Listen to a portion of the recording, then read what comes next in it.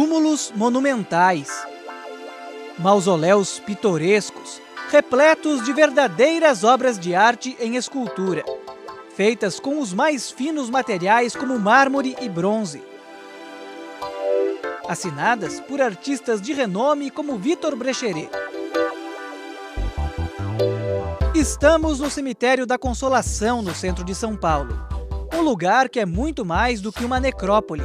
Aqui estão escritas várias páginas da história do Brasil. O Cemitério da Consolação é o mais antigo e o mais importante da cidade de São Paulo, fundado em 1858. Aqui estão sepultados ex-presidentes, políticos, nobres da monarquia e da república e artistas. Ainda hoje, ele é um cemitério da elite social paulistana, mas no início, quando ele foi fundado, tudo era bem diferente. O Cemitério da Consolação, o primeiro cemitério público da capital, ele foi fundado no dia 15 de agosto de 1858 e a primeira pessoa a ser sepultada neste cemitério foi um escravo, justamente na data de fundação, 15 de agosto de 1858. Hoje não há registro sobre o local exato onde o escravo foi sepultado. O caso é que depois dele, vieram muitos outros para cá. E aí não mais escravos, mas homens e mulheres da mais alta sociedade brasileira. Uma das primeiras personalidades enterradas aqui foi a Marquesa de Santos, que morreu em 1867. O túmulo dela é todo feito em mármore de Carrara.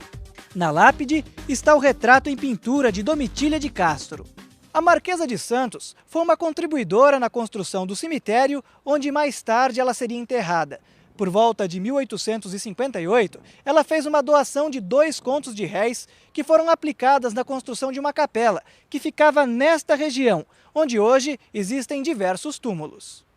A Marquesa de Santos foi uma pessoa muito importante, né? Como todos conhecem, a Marquesa de Santos foi aquela pessoa que teve a sua relação amorosa com o nosso primeiro imperador do Brasil, Dom Pedro I, e o túmulo dela aqui é motivo para visitações. A gente recebe muitos visitantes, professores de história, interessados em conhecer o túmulo da Marquesa de Santos pelo fato dessa relação que ela tem com a história do nosso país e com a história deste cemitério. Outra personalidade da história do Brasil enterrada aqui é o jornalista italiano Libero Badaró, um dos principais opositores da monarquia durante o governo de Dom Pedro I.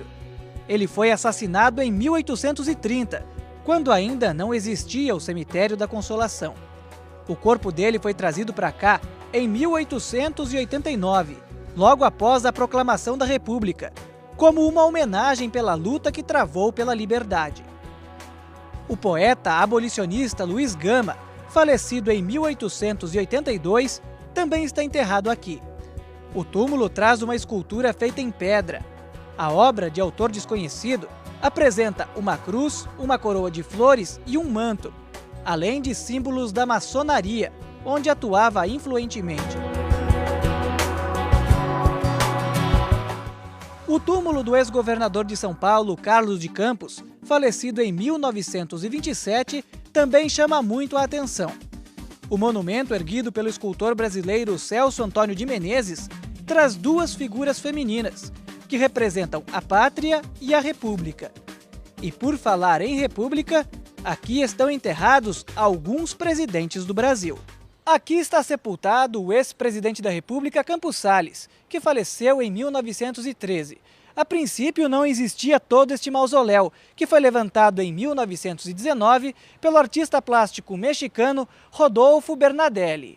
O monumento traz o escudo da República e, curiosamente, apresenta esta alegoria, que dá a impressão de que o caixão do presidente está ali dentro.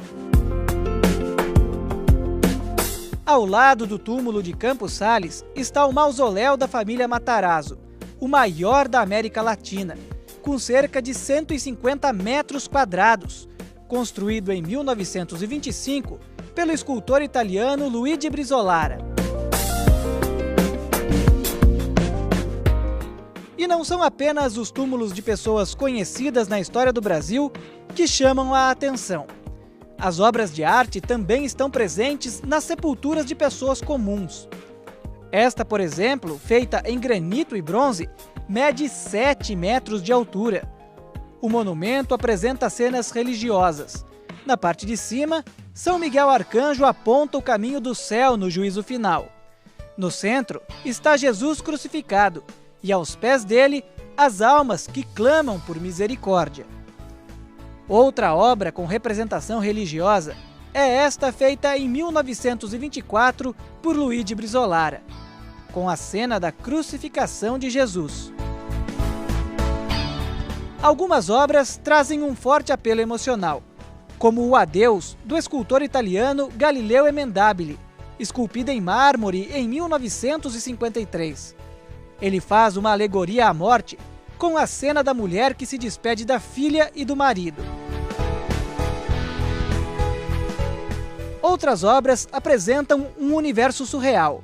É o caso desta de 1932, feita pelo escultor italiano Materno Geribaldi. Ela representa um túmulo imaginário flutuando no espaço. Já esta traz cenas mais introspectivas. A obra Solitudo, de 1926, do brasileiro Francisco Leopoldo da Silva, representa o sentimento de solidão no momento da morte. Algumas obras são mais curiosas, como o Mausoléu dos Chapeleiros, construído em 1881, onde eram enterrados os funcionários de uma fábrica de chapéus que ficava no Anhangabaú. A escultura, de autor desconhecido, apresenta uma espécie de logomarca da fábrica. Já esta outra é do consagrado Victor Brecheret, intitulada O Sepultamento, feita em granito picoado. Como o próprio nome diz, a obra representa o momento da morte e o sofrimento causado por ela.